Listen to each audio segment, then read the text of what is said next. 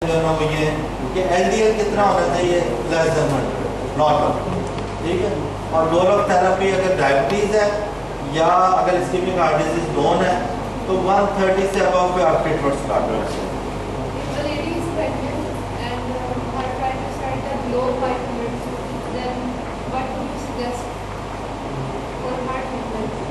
उसमें मैंने जो लिटरेचर रिसर्च किया वो ये है कि एक तो जो प्रेगनेंसी की एज में डिसिप्लिन प्रॉब्लम्स कम होती हैं, तो दूसरे उसमें सेफ ड्रग इस वक्त मैंने नॉलेज तो नहीं, लेकिन उसमें यही है कि you can start any drug.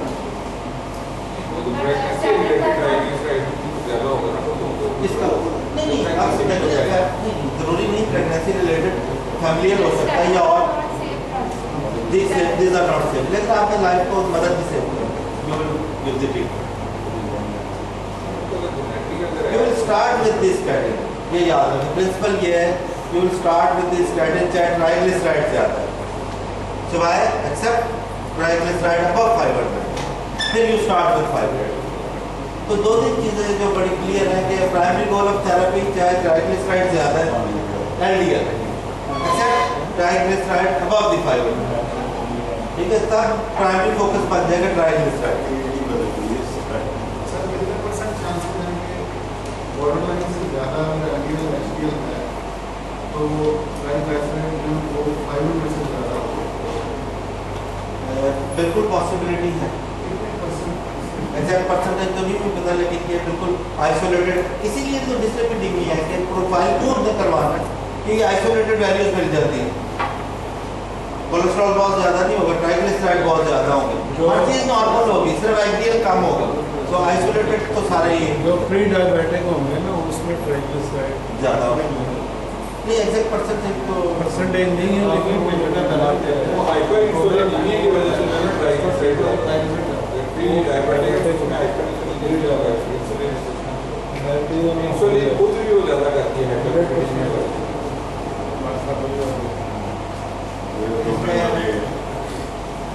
अभी तक क्लियर हो गए हम कि कोलेस्ट्रॉल क्या है, प्राइमरी गोल ऑफ थेरेपी क्या है, LDL पे फोकस करना है, ट्राइग्लिसराइड अबव 500 हो तो फिर उसे फोकस करना, वरना तो आपने LDL पे फोकस करना और स्टार्ट करना है ऑलवेज स्टैटिन चाहे ट्राइग्लिसराइड ज़्यादा है, एक्सेप्ट ट्राइग्लिसराइड अबव 500, तब 500 से स्टार्ट करना।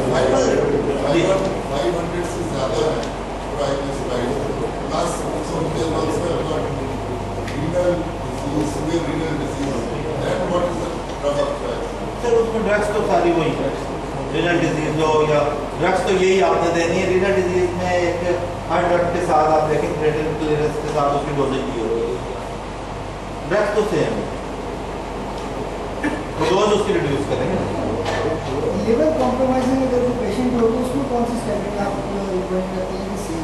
देखिए सारे स्टैटिन एक जैसे हैं, और ये भी याद रखेंगे जो माइल्ड डिरेंजमेंट्स होते हैं लिवर डिजीज के, उनमें कोई वो कॉन्ट्राइंडिकेशन नहीं है स्टैटिन देने की, except unless they are above 3 times of normal, ये कट ऑफ वैल्यू। अगर लिवर एंजाइम जो है ना SGOT SGPT अगर 2 टाइम्स डबल भी हो गया कोई बात स्टैटिन देंगे, if they are 3 times above normal फिर आप होल्ड कर लेंगे।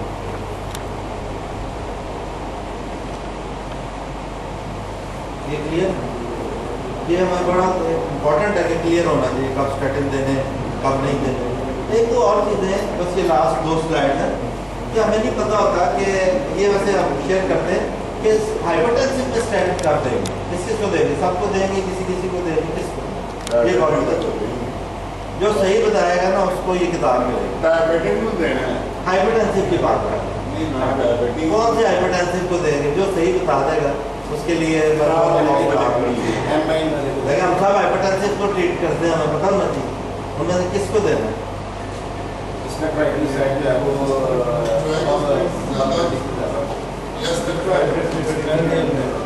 उसमें तो फिर वो ट्राइग्लिसराइड की वजह से देता है, हाइपरटेंशन की वजह से किसको देगा,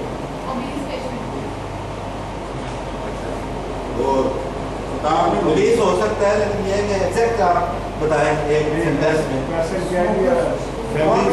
लिवर प्रोफाइल नॉर्मल हिस्ट्री हो जिसकी कार्डियोवास्कुलर उसको बॉडी में सारी चीजें मिला जैसे हम लोग हाइपरटेंसिव को ट्रीट करते हैं ना, रिस्क फैक्टर ज्यादा जी इसके रिस्क फैक्टर ज्यादा व्हाट्सएप को बुक सर वो व्हाट्सएप को इनामों में दिलवाते हैं अपने से सबके हाथ से। उसकी वजह है कि 20% जो कार्डियोवास्कुलर रिस्क है अगले 10 साल में जिसका ज़्यादा उसको दे, बस सारे हाइपरटेंसिव को नहीं देंगे। ये जो अभी कैलकुलेट किया ना 5 लोगों का, हम सब देखिए हाइपरटेंसिव को ट्रीट करते हैं, हमें पता होना चाहिए किस हाइपरटेंसिव को देना है। सिर्फ उस हर एक को नहीं देना, सिर्फ उस हाइपरटेंसिव को देना है जिसमें रिस्क फैक्टर ज़्यादा है। और वो एग्जैक्ट अगर डॉक्टर ने बताया मोर देन 20% रिस्क फैक्टर है risk of cardiovascular disease in the next 10 year. Framingham table के जरिए इसको आपको दिया हुआ ये आ गया व्हाट्सएप ने जो जवाब दिया कि all hypertensive having 10 year risk of cardiovascular disease more than 20%। WhatsApp को कर दिया पोस्ट कर दिया। नहीं बड़ा सही जवाब है, इससे क्या फायदा हो गया हमें याद रहे।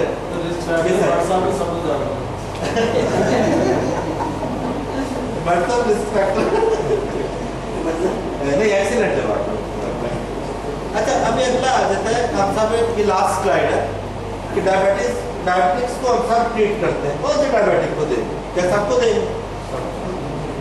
इसमें बताएं, इसमें जो सही बताएगा वैसे आप बुक नहीं है और सबको ही नहीं चाहिए, सबको नहीं नहीं, वो तो फिर डिस्लिपिडीमिया की वजह से दे रहा है। कौन से डायबिटिक को दे रहा है? वो तो डिस्लिपिडीमिया ना भी डायबिटीज होती तो ये बड़ा क्लियर होना चाहिए हमें। वी आर नॉट क्लियर, ये भी देखिए कि इतनी कॉमन डिजीजेज हैं, we are not clear. Sorry insulin पे टाइप 1 पे देखो ना हमारे कंसेंसस नहीं है, ये बड़ा इंपॉर्टेंट है हमारा, क्योंकि हमारा माइंड क्लियर नहीं है। 10 years में 10% एक तो वो भी है, लेकिन ये है कि इसमें हम कर लेते हैं कौन कौन से all type 1 diabetics with risk of arterial disease. ठीक है, मुझे व्हाट्सएप ने कहा ये तो सारे डायबिटिक। उसके बाद all type 2 diabetics above 75 years, हर डायबिटिक को नहीं दे देना, अबव 75 ईयर चाहे कोई रिस्क फैक्टर है या नहीं है। बाकी लोगों के जहन में जो चीज़ें ना आगे आ रहा है उसका जवाब कि मेजॉरिटी को क्यों देनी पड़ जाती है, लेकिन अबव 75 ईयर्स को रिस्क फैक्टर है नहीं है, तमाम डायबिटिक को इररिस्पेक्टिव को रिस्क फैक्टर है अबव 75 ईयर तमाम डायबिटिक को देते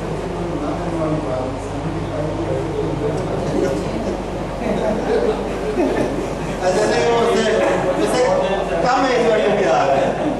अच्छा टाइप 2 डायबिटिक्स पेशेंट ने आपके सवाल किया ऑफ एनी एज भी आ गया with any high risk factor. वो जो हाई रिस्क फैक्टर थे अभी कुछ लोग बोले हुए थे, तो वो कोई भी है जो अगर वो मल्टीपल जवाब आए थे, एक्चुअली पूरा नहीं था जवाब, ओबेसिटी है या दूसरे रिस्क फैक्टर है, तो फिर वो तमाम टाइप 2 डायबिटिक्स को देते हैं। और all type 2 diabetics above 40 years, ये कम एज वाले भी आ गए with no high risk factor but वो है 10 ईयर नदीम साहब ने फरमाया था cardiovascular risk factor more than 20%। Majority unnecessary अगर आप कुछ को बचा सकते तो, लेकिन मेजॉरिटी मिल जाएगी।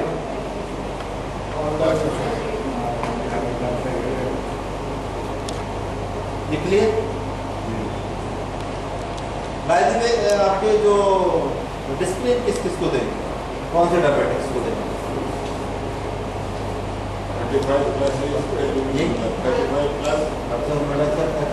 above 50 all diabetics above 50। Hypertensive कौन कौन से को देंगे? ये वैसे टॉपिक से हटते थोड़ा, ये बाकी भी हमें क्लियर हो नहीं, उसमें ये कि और वही हाइपरटेंसिव जो उनका 10 ईयर रिस्क मोर देन 20%, लेकिन उसका सबसे ज़रूरी चीज़ है कि ब्लड प्रेशर कौन से लेवल पे हम डिस्प्लेन स्टार्ट करेंगे। ये बहुत कम लोगों को, कंसल्टेंट के प्रिस्क्रिप्शन देख लें तो हाइपरटेंसिव को दी होती है डिस्प्लेन, दे रिक्वायर डिस्प्लेन, लेकिन ये किस लेवल पे देंगे ये सबसे इम्पोर्टेंट। नहीं, कंट्रोल्ड हाइपरटेंशन हो 150/95 से अबव भी दें, ये बड़ा वेरी इंपॉर्टेंट। 150/90 से अबव होगा तो नहीं देंगे। 150 और 95 से अबव ब्लड प्रेशर है तो नहीं देना। पहले उसे कंट्रोल करें, नहीं उसे कंट्रोल करें ना, फिर रिस्क ऑफ ब्लीडिंग है ना, अनकंट्रोल्ड हाइपरटेंशन में नहीं देना, कंट्रोल करके तो देना है, अनकंट्रोल्ड में नहीं देना। ये मैसेज है, ये इसमें कोई नहीं, वो 20% रिस्क फैक्टर। अच्छा डायबिटिक्स भी है, हाइपरटेंशन बेटे वो रिस्क फैक्टर होता है, उसमें नहीं है 35 वाले को, एज का उसमें 30 वाले को दे सकते हैं। अगर उसका हॉस्पिटल रिस्क असेसमेंट मोर देन 20% एक बात सर, जब हमने वो चार्ट पढ़ा था ना, उसमें हमने नंबर 1 पे हाइपरलेप्टिनिया का जिक्र किया था, उसमें जो गोल रखा था वो रखा था 100। उसमें देखेंगे ना तो उसमें डायबिटीज को आपने कार्डियोवैस्कुलर इक्विवेलेंट करार दिया था जी। इसमें अगर देखें कार्डियोवैस्कुलर इक्विवेलेंट है डायबिटीज, अब इसमें 10 ईयर रिस्क है मोर देन 20%, तो ये तो कैटेगरी ऑटोमेटिकली फुलफिल हो जाती है डायबिटीज के लिए।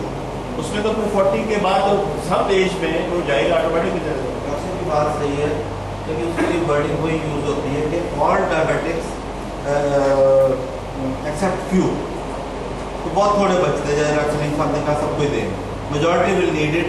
लेकिन अगर आप कुछ लोगों को बचा सकते हैं स्टैटिन से तो मैं आपको या ये सर बात की, लेकिन ये मेजॉरिटी विल नीड इट। आपकी बात पेशेंट आपने देखे जिनका ब्लड बहुत ज़्यादा होता है, तो सबसे पहले उन्हें और स्क्रीन बड़ा कॉमन है, बड़ा कॉमन है, हाइपर बहुत ज़्यादा। और ये इतनी बड़ी मिस्टेक है कि वो हॉस्पिटल में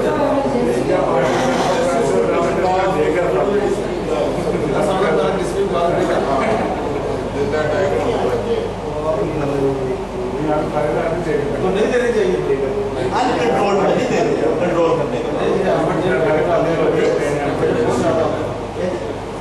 ऐसी करते थे ना जो स्क्रीन तो नहीं देना ना। स्क्रीन से वो क्वेश्चन है कि अगर हाइपरटेंसिव है पेशेंट और सस्पेक्टेड है MI है, उसमें हम अक्सर ये वो देखे हैं डिफरेंट या वो देखे वहाँ पे हमारा प्राइमरी फोकस MI का ट्रीटमेंट है, ठीक है ना। वहाँ वो जो है ना रिस्क ऑफ, वो तो एक थ्योरेटिकल रिस्क है।